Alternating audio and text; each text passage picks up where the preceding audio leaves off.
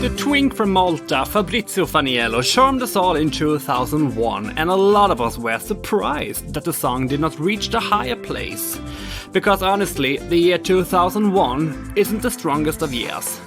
What does he remember from Copenhagen? What really happened in Greece? How many times has he tried out in Malta? And is he single?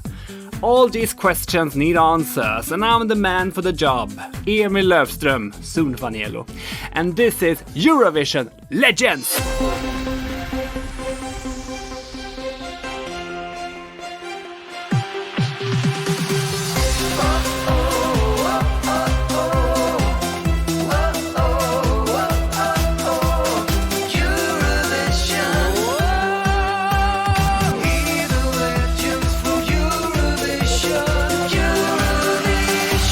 Welcome to Eurovision Legends, Fabrizio Faniello.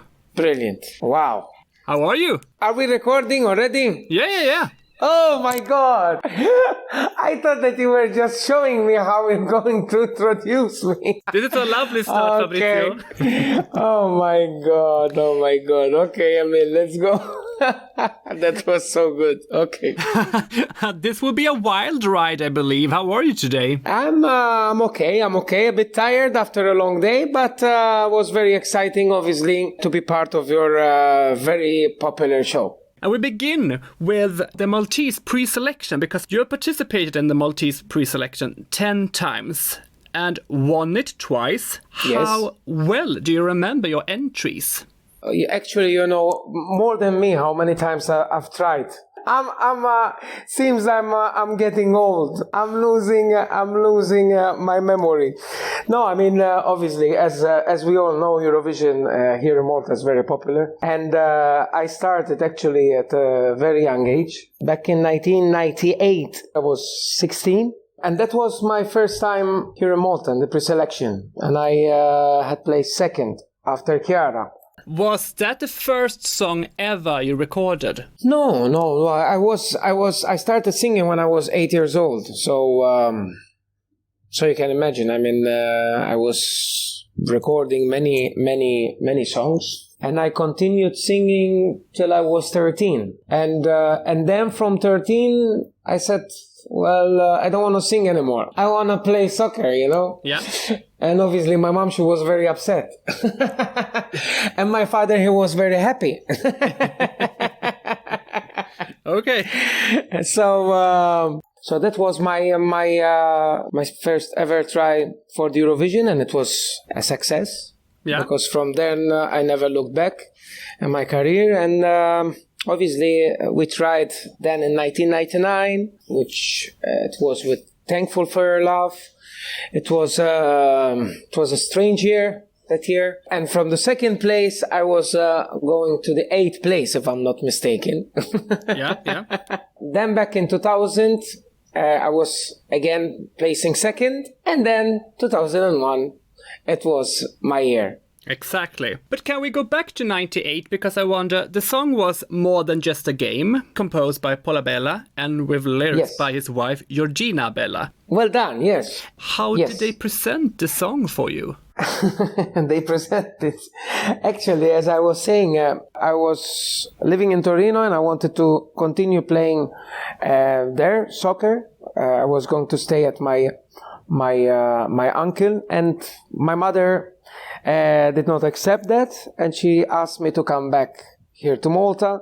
And when I was coming back to Malta, my mother, she was telling me that Maestro Paula Bella wanted me to go to his house because he wanted me to talk. And nothing. I went there and he was telling me, so, do you want to hear a song? And I said, yeah, why not? And then I heard it, and it was really nice. And he said, would you like to have it for pre-selection? I said, who, me? I said, are you sure? He said, well, I think it really suits you, and why not? And actually, that's how it all started. Paula Bella, Maestro Paula Bella, and his wife, Georgina, always believed in me, and I owe where I am today to them. And we will play it here. If I had to lie the sun in the sky,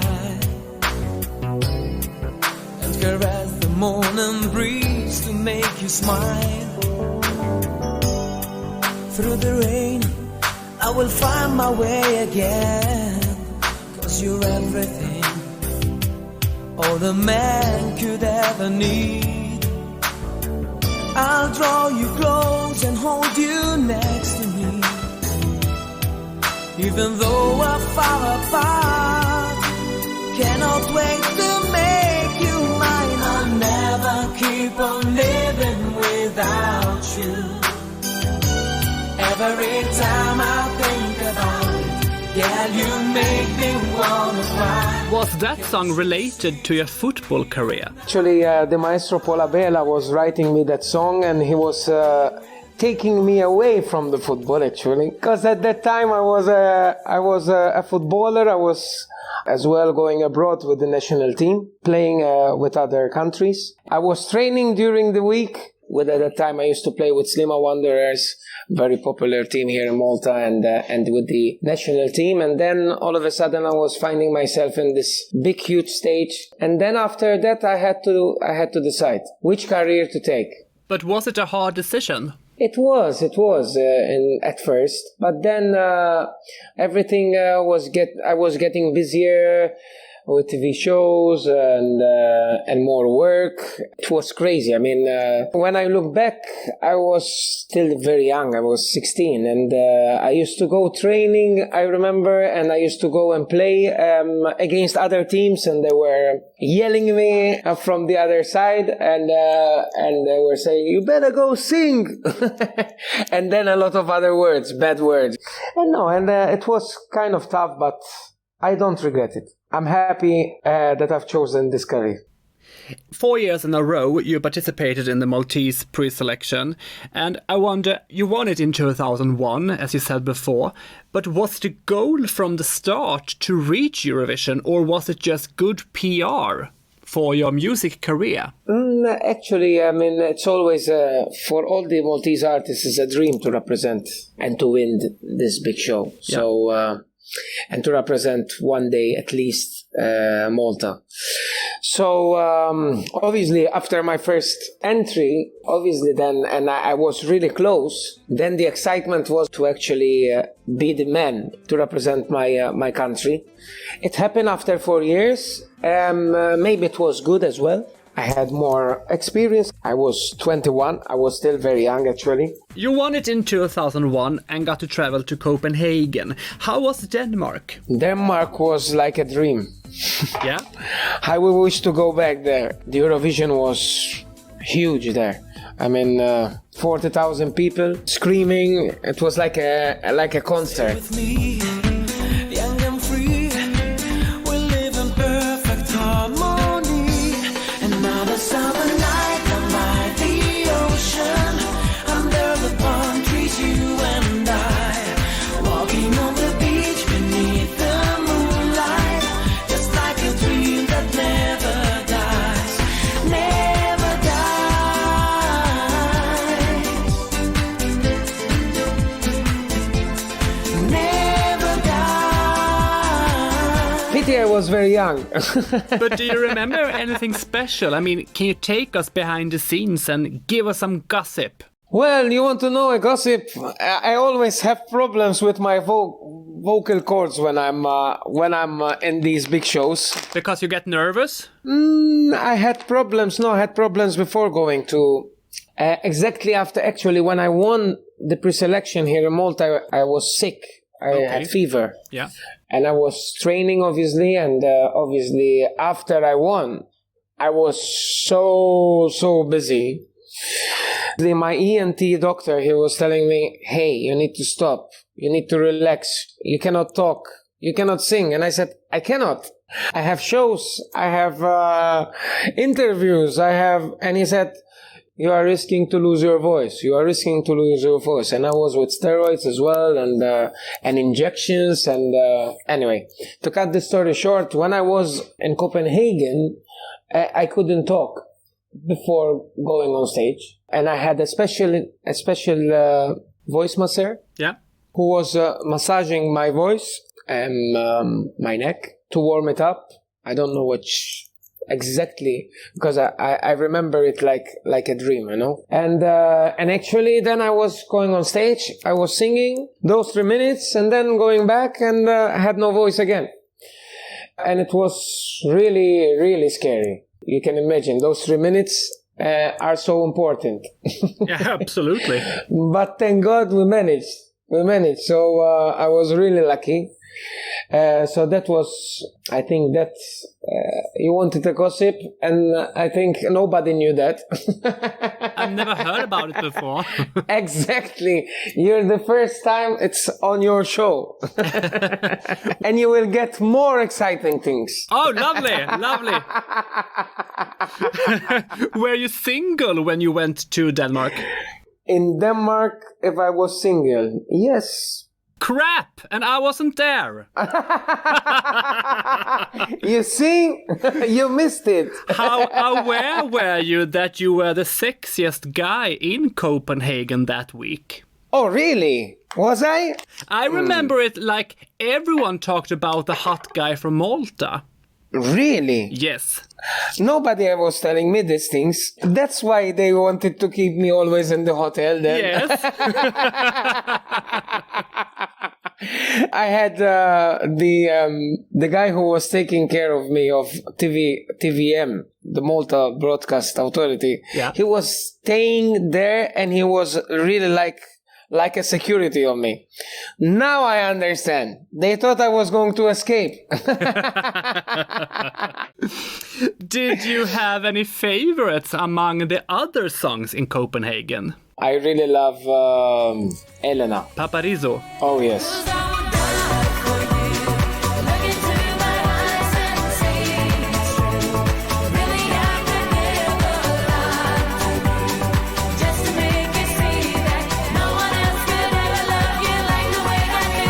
I really think she's great. I met her more than once, and the Spanish guy was good as well. I mean, I really liked his song as well. It was Latin as well. Dile que la quiero, que siempre fui sincero. Dile que me estoy volviendo loco por una tontería. Dile que navego entre el amor y el miedo. Dile que me está matando esta melancolía. But Elena, she's the best. I mean, that song, Die For You, and obviously as well her winning song. I have a soft spot for Greece. I like their entries. Estonia won, and still no one knows why. Denmark came second, and Greece got third place. I remember now, yes. The guys who play second, the Danish song, was actually one of my favorite too at that year. Yeah.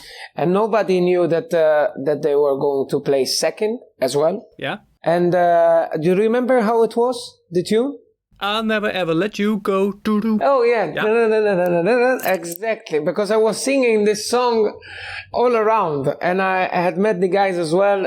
And in a big concert there in Denmark. Yeah. And I was singing that. And the crowd was crazy. It was amazing. I'll never wanna let you go. Though you hurt my feelings, you bring back memories all the time. I'll never ever be the same since you left me lonely. So please come back to me again. It was a happy song. Yes. According to you, was it the right songs that ended up on top? You said you liked Denmark and Greece. What did you think about Estonia? To say the truth, I didn't expect it to win. Actually, it was kind of strange that year, the winning song, and still are. Unfortunately, then they had to, after they split as well, after a few months, which was very, very sad as well. For the whole Eurovision, I guess. But what can you do? People voted, no? You got 48 points and ended 9th.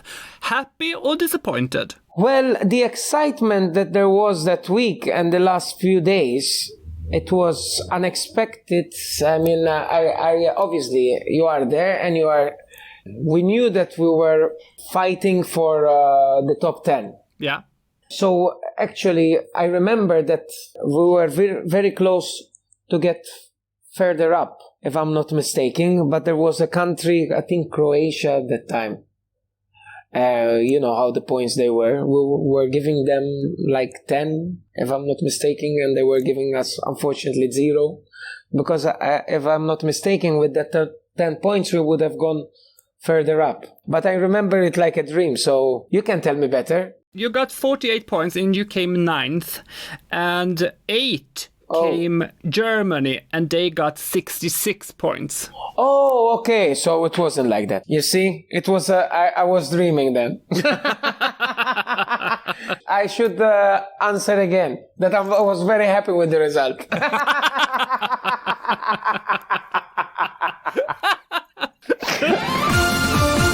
Placing 9th, it was amazing. I mean, obviously, placing in the first 10, it was our goal. Obviously, the goal is always try to win for Malta, but I was really happy to get the 12 points from Denmark, and which then allowed us to continue growing and in the Scandinavian countries. So thank you, Denmark, for the 12 points for Another Summer Night. I remember that Another Summer Night was a big hit here in Sweden too. So I really thought you earned a better place. And so when I saw the result list yesterday, I was like, did he really came 9th? I thought you were like 6th or 5th. Maybe in the future. Let's make it top 3. 3 years later, you were back in the pre-selection in Malta with a new song by the same composer and lyricist, Paul and Georgina Abella. And the new song was Did I Ever Tell You? Yes. And this time the audience not only got a disco song, but they also got to see your abs, since your white coat lacked buttons. Actually, I was always experimenting. I was the only guy, I think, in Malta to ever went on stage with half naked. Pretty faces there to haunt me. Through the days and endless nights, I feel your lips on mine so softly. This time I know the moment's right to cherish love eternally. May I ever tell you you're my angel in paradise? May I ever tell you you're the guiding star that shines on me? It was good. It was good. I mean, that song, we really hope to get a better result. That year, who had won that year? I don't remember. On 2004? again, off again. Oh, yeah, Julian Ludwig. Yeah, they had a good song as well. I mean, Malta pre-selection is always tough. I know that you had already done an interview with my friend Philip Vella, and he knows exactly what to write for the Eurovision. Yeah. And he's fabulous. I mean, and that was another great song, obviously, from him. I wonder, because you said here before that you nearly were half naked. Was this a cheap trick to get votes, or were you sponsored by 16 Weeks of Hell? No, I mean, at that time, it was, who was doing the clothing?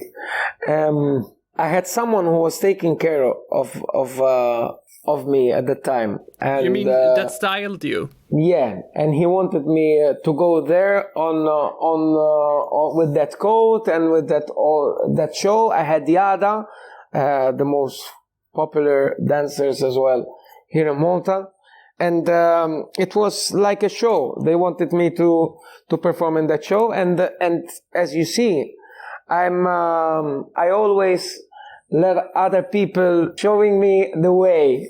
Yeah. Today, I can assure you that I've learned my lesson well, and maybe I'm more mature. And nowadays, when I go on stage, I want to be comfortable as well. But for that song, I mean, let's say it was okay at that time. Later that year, you released the smash hit I'm in Love, the whistle song, and a big breakthrough came for you abroad. Yes.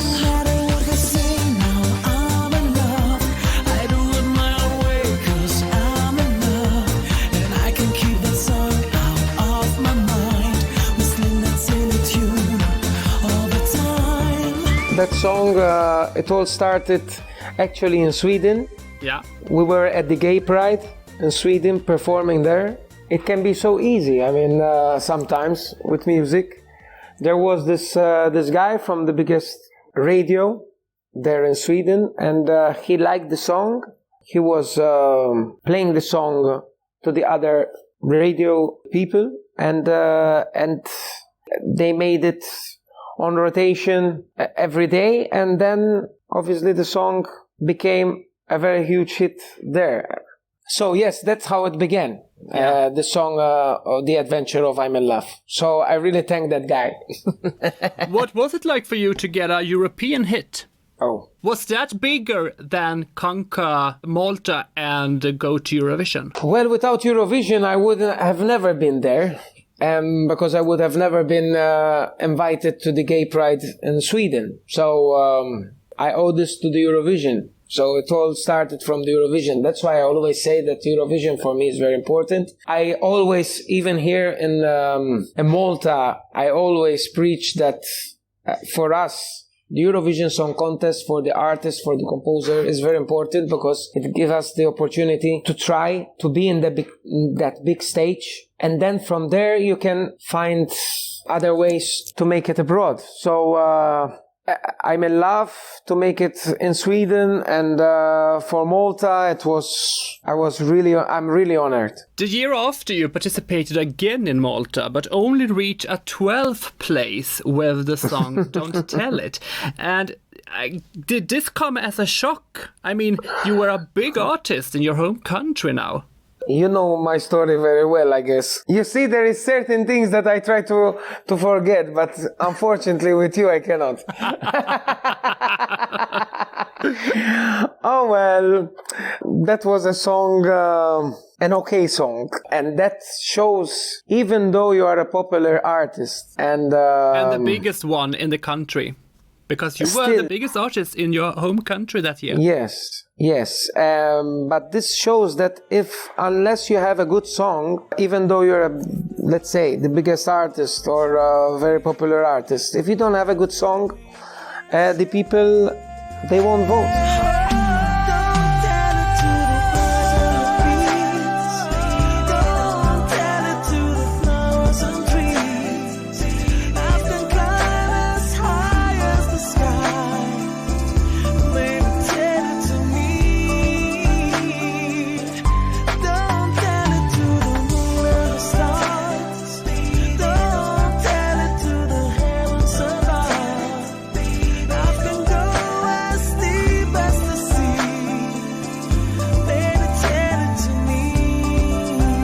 And this is what I always, and I believe it because I've been through it, that unless you have a good song, then you won't succeed. Yeah. So the song is important as the artist. In that pre-selection were some Swedish composers, Jonas Salin and Johan Beijerholm, who had written a song named Love is the Reason, who had been rejected in Sweden.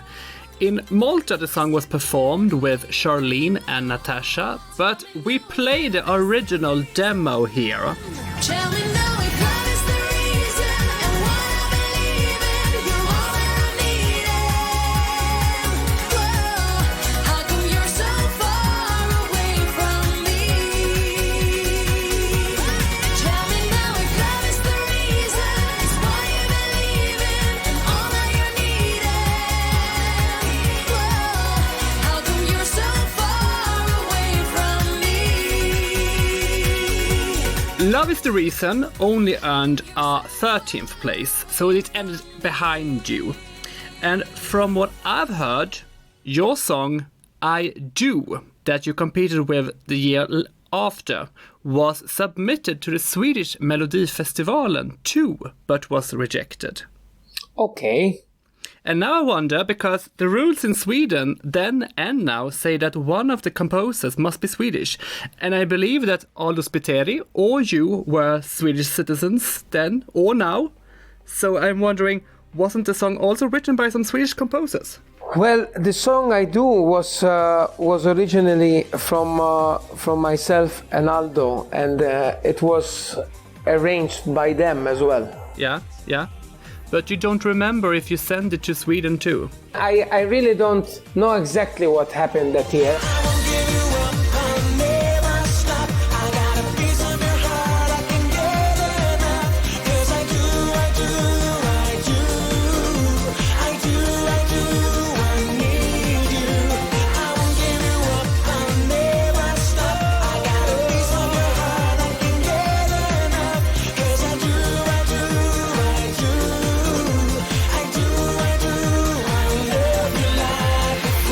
The song I Do was written and composed by Aldo Spiteri and you, and it was arranged by two Swedes, Jonas Salin and Danne Atlerud, right? Yes, exactly. And this is very funny fact, because Danne Atlerud has got last place in Eurovision twice. Oh,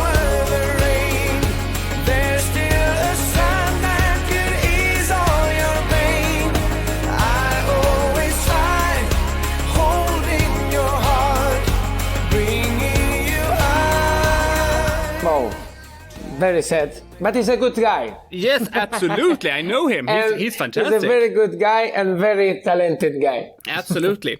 And I can tell you this. The same year, two more songs were submitted to the Swedish pre-selection that you later recorded. Can you guess which songs? Which songs? No Surrender? No. No, not that year. This is 2006. Oh, okay. So which one? Love Me or Leave Me.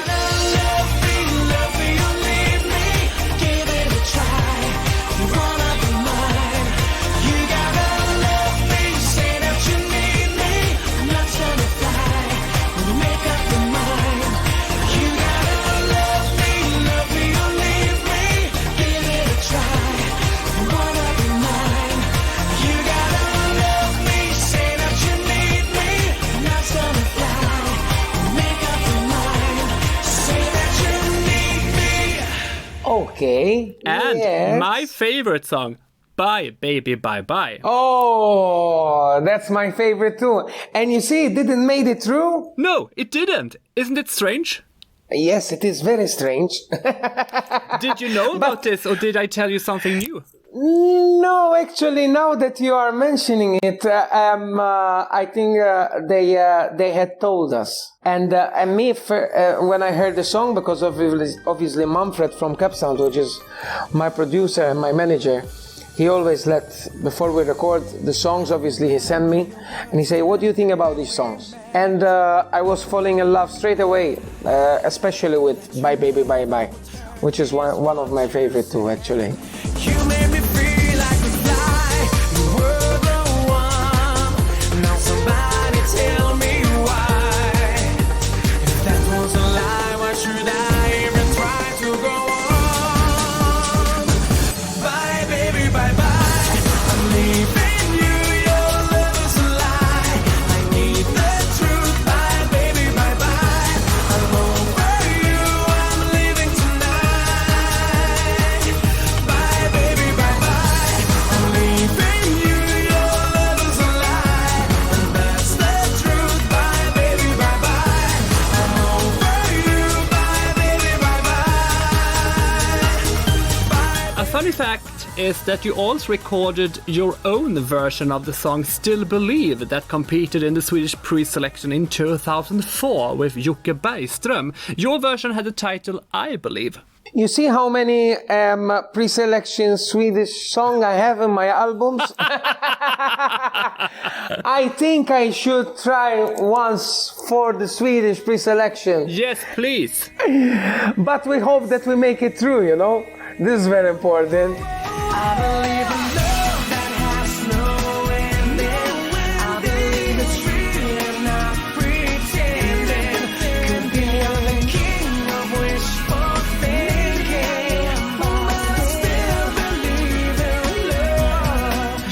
in Malta again in 2006 with I Do, and got to travel to Greece. Please, before we talk about the outcome and your live performance, can you share your memories from Athens with us? So Athens was a completely different story than Denmark. I must admit, after all these years, it was really hectic and it was really sad to say, but it was everything but what an artist would want to have in that week. There was a lot of pressure, unfortunately, a lot of misunderstandings, but hey, obviously we were representing our country, so you have to do the best what you can to be on stage and give it all. Unfortunately, apart from having a lot of problems that week outside the stage, we had big problems as well on stage on the night, and we just got to know the problems that we had on that the song was and I was singing very badly. Exactly after we came out from the stage, we were so happy that the performance was very good, and unfortunately that year, it was the first year that I had as well performed with the in-ears. It was everything new for me. Afterwards, we got to know that unfortunately one of my backing vocalists he had his in-ears that were not working, and he was projecting things louder than, because as well it was in a stadium, obviously, so the acoustic was different than from a theater. So he was projecting more his voice, and unfortunately, obviously, it was coming on my in-ear. And every time I was going away from my tune, it wasn't his fault as well, because he had problems with his in-ears. So I was going away and going flat every time he was coming into the song with me, doing the backing vocalist. I was not aware that I was going away and not singing well. And it was really devastating from me, because when I heard the performance exactly after, when I went out and then we received a call from Malta, how bad it was, I was in shock, because we didn't realize, But wait. You mean that after your performance, you got a phone call from Malta directly after? Yes. And you thought you had done a good job on stage? But they told you that you didn't? Yes. Okay, yeah. And obviously it was not a good show. That it was the truth, I mean, and that's why they had called, because they wonder what happened. Yeah. Obviously now a lot of years have passed, and this was very traumatic for me as well. You work all those months and you do a lot of sacrifices. Yeah, and a lot of money invested. For only those 3 minutes. Yeah. And those 3 minutes, you cannot do that again. I mean, so it's only 3 minutes. And if those 3 minutes are not good, then everything will fall apart. And the problem, as I said, we thought that we did a good performance. But even on me on stage, I was hearing well. I mean, I didn't realize I was not singing that well. So when I heard the performance myself, I think that was one of my worst day of my life. But what can you do? I mean, after I've learned that unfortunately these things happened, I have been through a lot when I came back to Malta from the media, and I never spoke the reality of what happened, of the truth, because obviously it's useless, Emil, to say. Imagine me coming to Malta and say, hey, I had problems with my in-ears. Not me, I mean, the backing vocals, they used to say, oh yeah, this is all excuses. So I said nothing, I took the blame, and I had to live with it and get out of it with as well therapy. Yeah. But today I'm strong, and I've been through it, and I have passed that. today it's for me. It's good that I'm talking about it. I don't have any problems now to talk about it. And things that happened. If I had to go back, I would have probably done it in a different way. I would have said the truth, what happened on stage. But obviously I was as well young, and everything was a shock from me at that time as well. So, but anyway, these mistakes that you do in the past, and that you learn from them. I'm an artist, and when I hear myself singing. Yeah, I understand that you are not proud of it, but I mean, it was not that bad. It's not what I was expecting after all those rehearsals and sacrifices. So, and unfortunately, it's the way it happened, which I had no control. Because if it was 100% my fault, I would say, hey, I sang badly, like it happens to many, because I've seen many shows and heard big names that sometimes obviously they don't reach the notes well, and so I mean, we are human. Yes. As I was saying, those 3 minutes are very important, and you are representing your country, and that you think that you are doing a great job, and then you end up listening to the video, and you say, oh my God, how could I sing like this? Yeah. But anyway, I told you I was going to say things that I never had said before, and I had left it especially for your biggest program ever.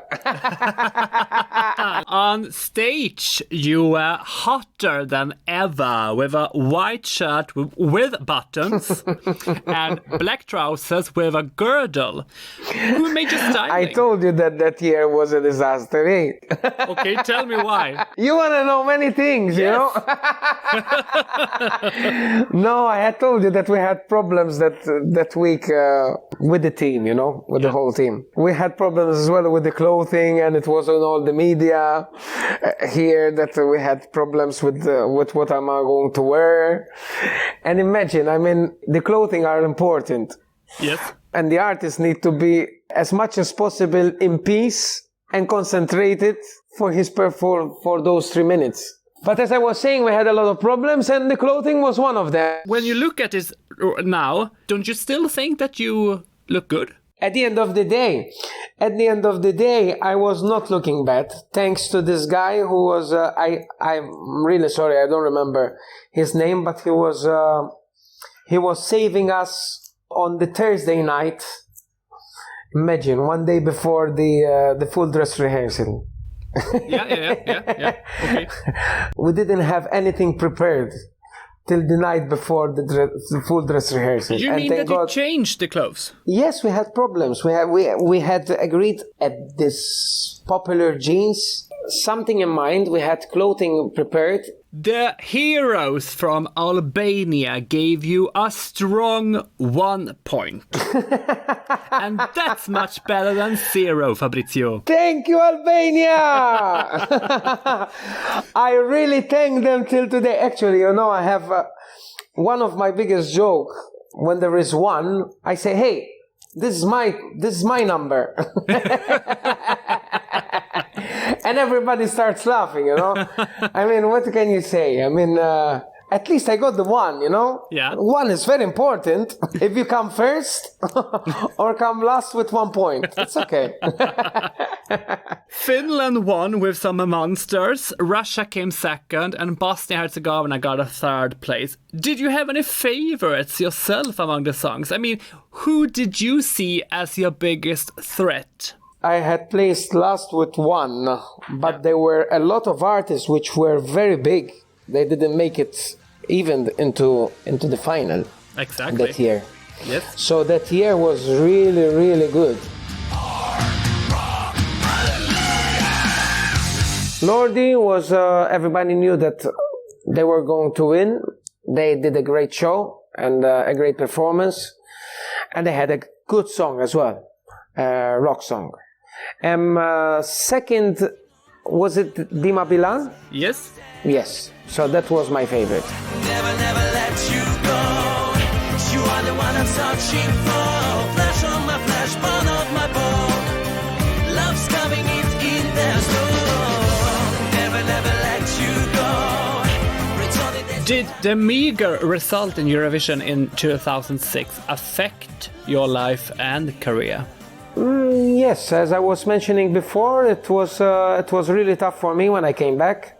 It was even tougher because I couldn't say exactly what happened, so I had took the blame.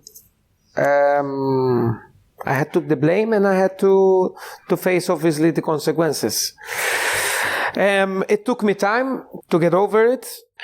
But have we ever met? No, we haven't. Faniel? We haven't. No? Not yet. Oh my God. Not yet. How come? I don't know. Why? Are you still single? I am single. I will book a trip to Malta soon. Oh my God. 5 years later, after I Do, you took part in Malta's selection again with the song No Surrender. Mm-hmm. Were you hard to convince to take part again? So, no, actually it wasn't, because the song was fitting exactly after what I've been through. Yeah.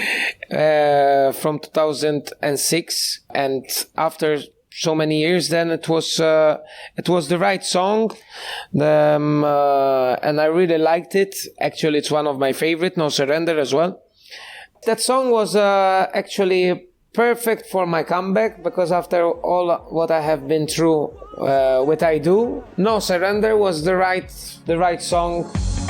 Ran into a wall, tried to do it all, and nothing went as planned. I did another show, took another blow, but now I've made my stand. I will try all I can to be stronger, be a man, and pull my head out of the sand. And I can't go back, I won't surrender. There's just one way out, and I know there's a light. I am right on track. It's now or never. Do you think No Surrender, if we would say that No Surrender had won in Malta because Glenn Vella instead won, Yes. but he missed the final, do you think No Surrender would have reached the final? Who knows this? But in your opinion, was No Surrender a better song than One Life? You're asking too much now. No, Glenn is a friend of mine, and obviously One Life, he did a good show. Obviously it was a different song from mine. It was a different style from me as well. Yeah. It was pop rock, so I really enjoyed that year on stage. I had one of the most popular artists as well on stage with me, and he had a band very popular here in Malta. I think after I Do, it was a good to be back on stage with a good song. It was enough for my career at that moment in time. Yeah. Obviously, you try to enter to win, but it was the year of Glenn, so I was happy for him at the end of the day.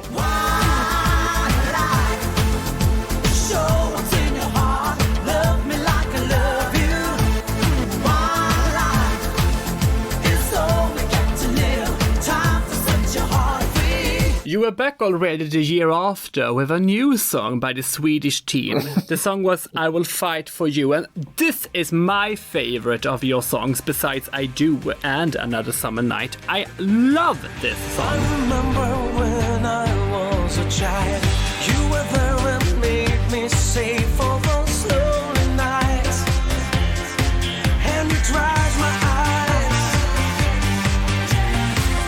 Time went by aiming for success. I'll make you proud one day, your dreams will be coming true. For me and you, I will fight for you. Oh, I will die for you always. If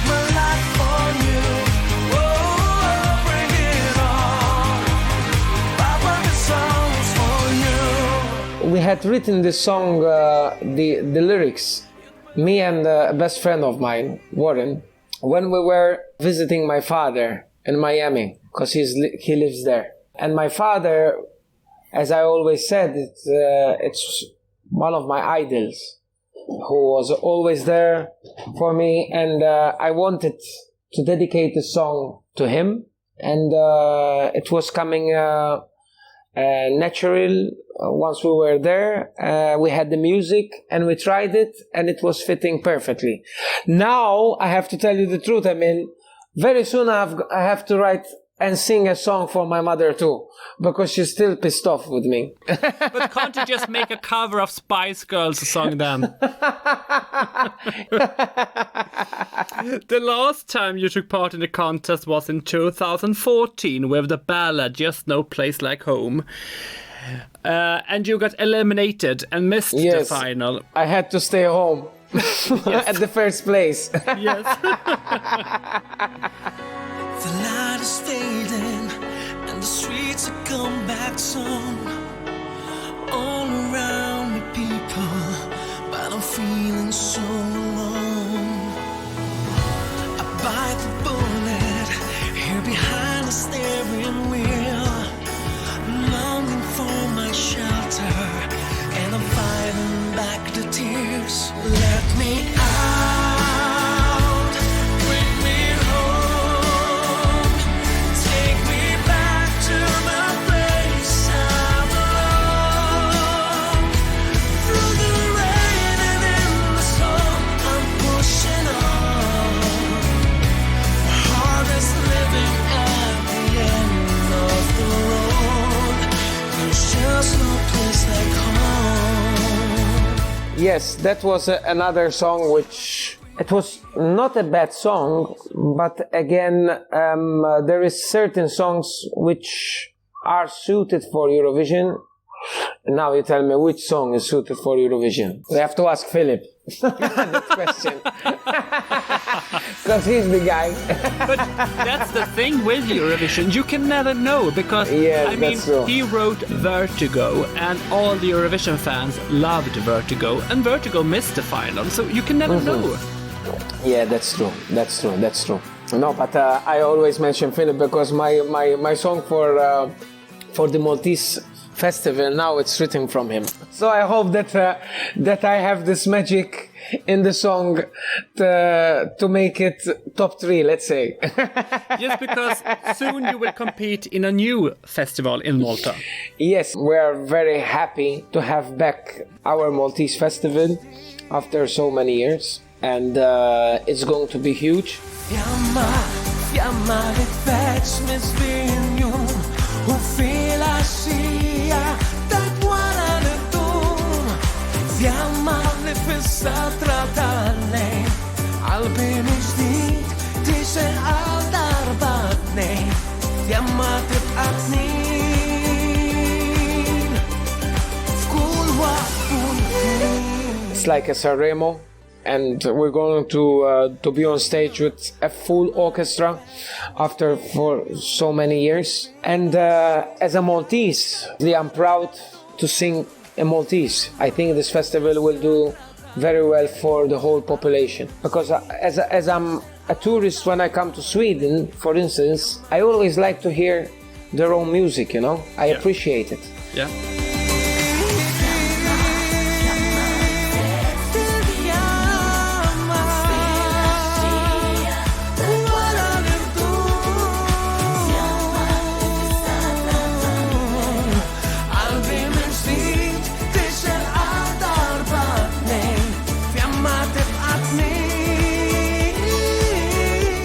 Freaky, isn't it, that it's already 20 years since you took part in Eurovision for the first time? What should I say? I'm mature now. I'm not. I would say time really flies by everywhere but in my face.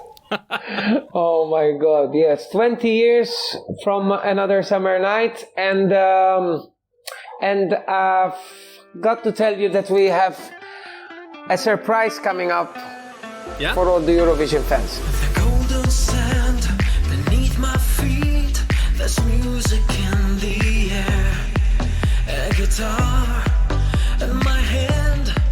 I'm sure you understand. All this is magic. No matter where the wind blows, I'll always think of you. Stay with me, young and free. We live in perfect harmony. Another summer night, I'm by the ocean, under the palm trees, you and I, walking on the beach beneath the moonlight, just like a dream that never dies, never dies.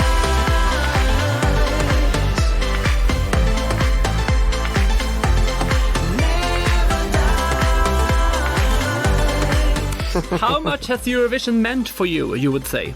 For my music career, as I mentioned in the beginning, it was my start, and it was playing a big role.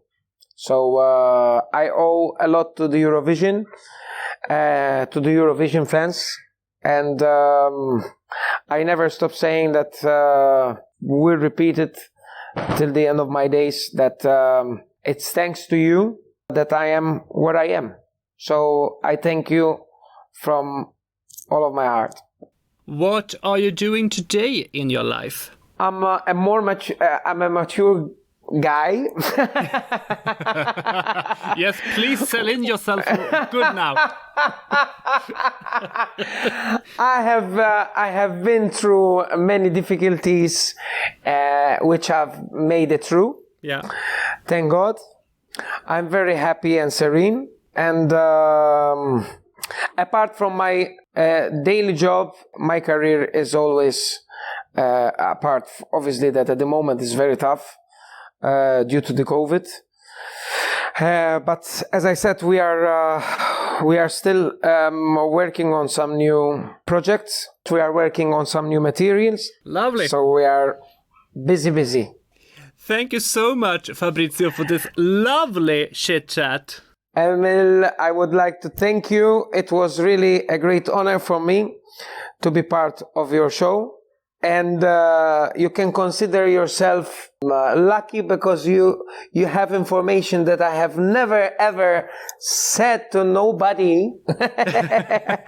And I'm really happy that I have mentioned them in your program. I already see you and me as engaged now. Okay. What do you say, Fabrizio? Shall we end this nice, lovely talk with you singing I Do for me? 'Cause I do, I love you like a fool. Thank you so much, and a big hug and a big kiss. I